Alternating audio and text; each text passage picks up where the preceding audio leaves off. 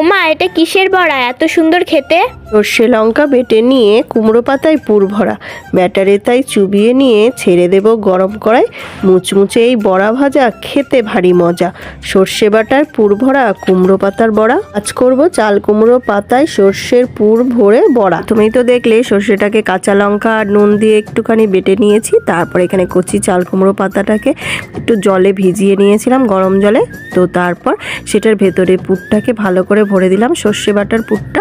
তারপরে একটু এইভাবে করে ভাজ করে নেব, নিয়ে এইভাবে করেই সবগুলো আমি তৈরি করে নিয়েছি। তারপরে একটা ব্যাটার তৈরি করে নেবো। তো ব্যাটারের জন্য ফার্স্টে নিয়ে নিয়েছি বেসন, নুন, হলুদ গুঁড়ো, লাল লঙ্কার গুঁড়ো দিয়ে একটু জল দিয়ে খুব সুন্দর করে মেখে ব্যাটারটা এরকম গাঢ় গাঢ় করে তৈরি করে নেব। তারপর পাতাগুলোকে ব্যাটারে চুবিয়ে গরম তেলে ভেজে নেব।